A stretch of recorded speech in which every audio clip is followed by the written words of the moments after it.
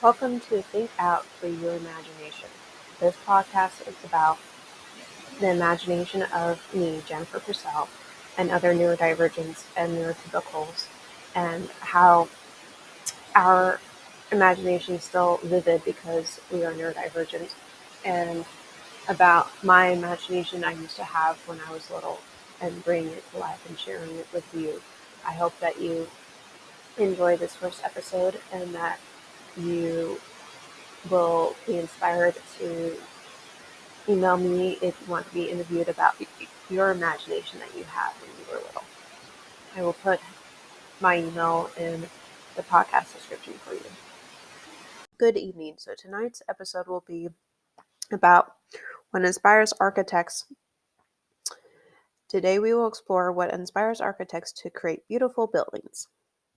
The first article is titled Architecture Career 10 Reasons Why It Is for You by Michael Riska.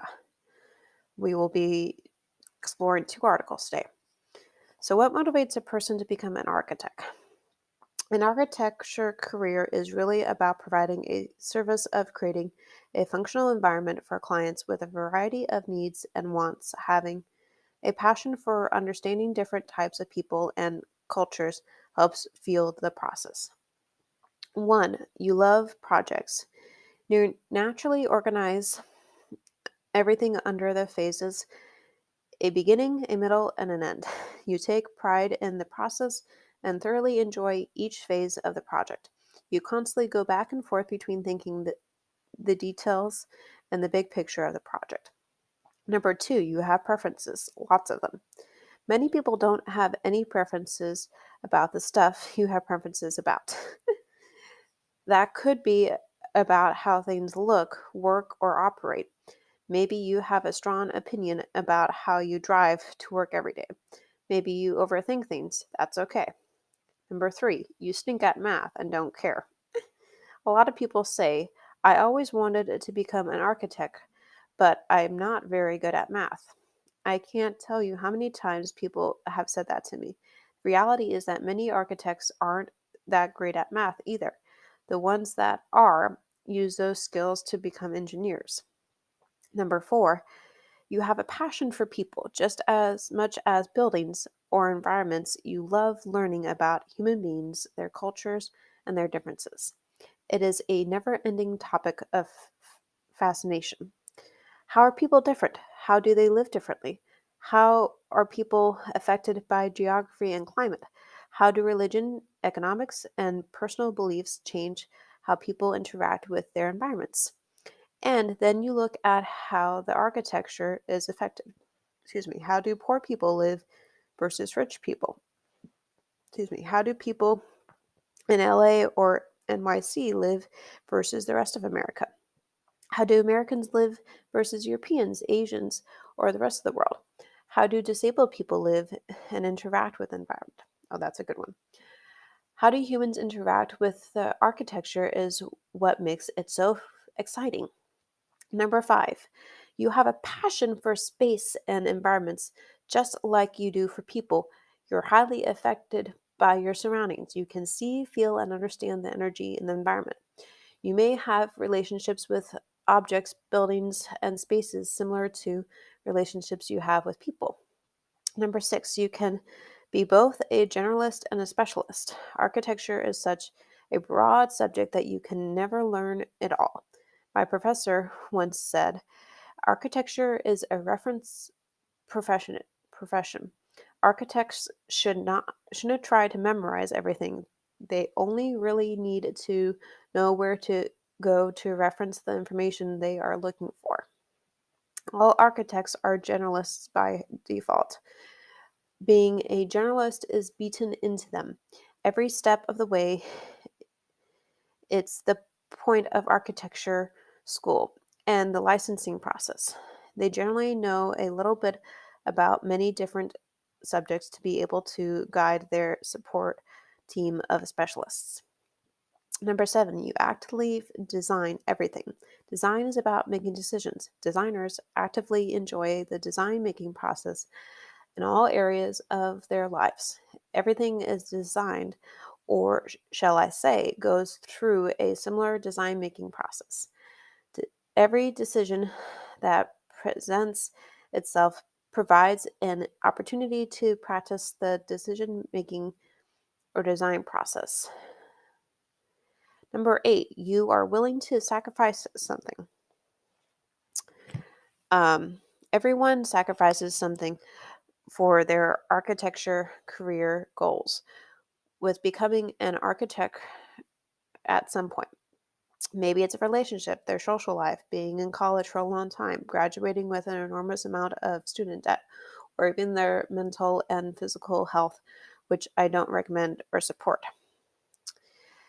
Number 9, you are inspired by creating something great. You are competitive, resilient, disciplined, and motivated, and you love your work. You look for opportunities to get ahead and are ready to seize them. If working all night while everyone is sleeping is what it takes, you are okay with that. The ability to hustle when needed is the most important skill an architect can have. Number 10. You are inspired by your teachers and mentors. Most architects who are further down the path than you are will be completely transparent with how they did it. They want to help you succeed and be the very best guide to becoming an architect. Bottom line, architecture is an amazing profession. My list tends to be more personal than other lists about why you should become an architect. The decision to pursue an architect career and become a licensed architect has turned out to be the best decision I have ever made. Okay, I need to take a water break.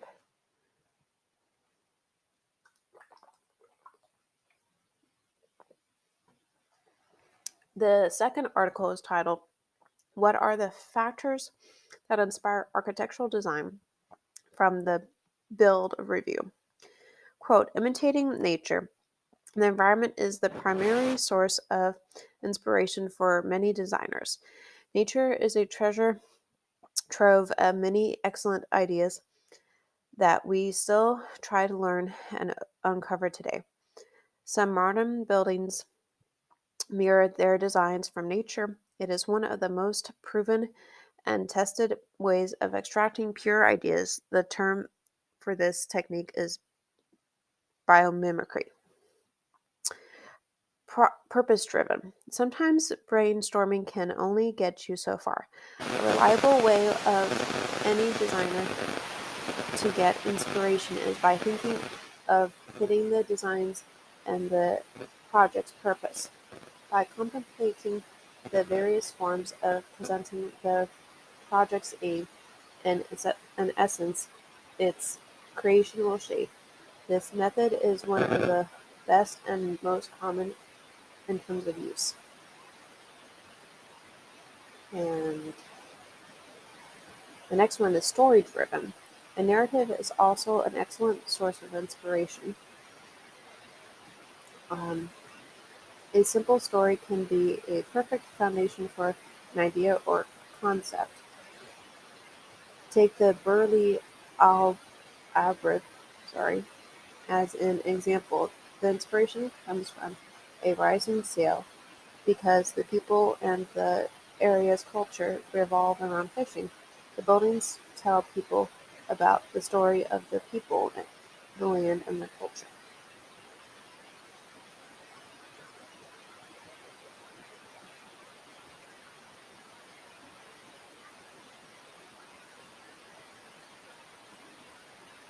And the next one, an outlet for emotions.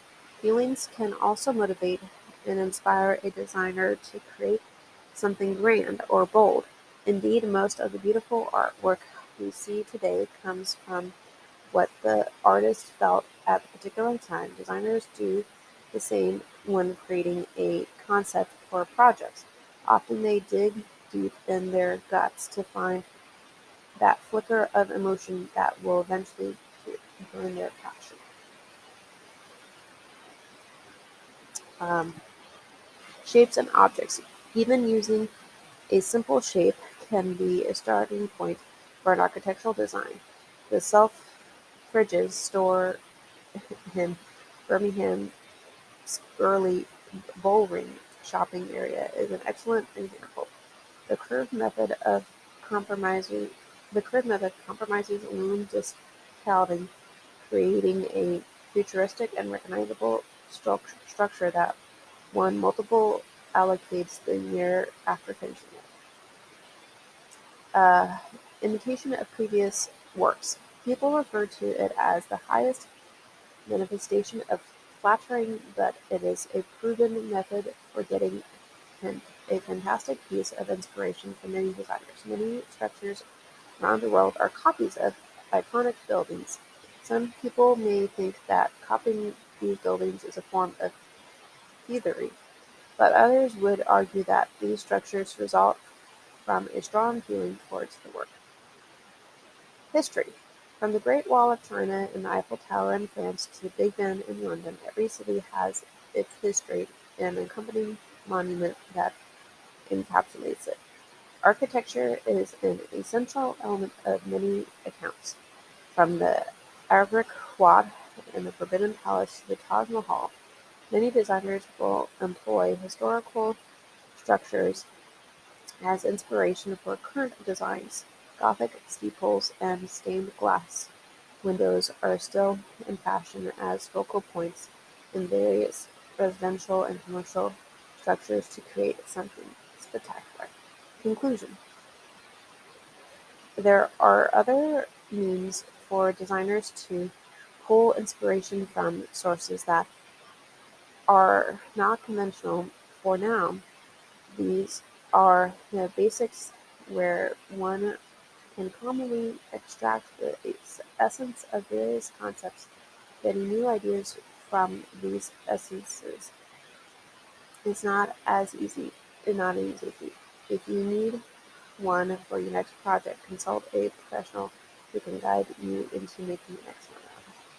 End quote. So I hope you enjoyed going through those two articles tonight about what inspires architects to create beautiful buildings and artworks. Um, I will again include the links to the articles in the description. Thank you for listening. I hope that this week's episode of Think Out Free Your Imagination brought new ideas to your mind and reminded you of when you were little and would imagine and pretend and play with your friends or yourself and create games in your mind and just be a kid and have fun and what it's like to dream it and do that and be able to be a little kid again and you know believe in things like fairy tales and mermaids and wonderful creatures. I will talk to you next Thursday.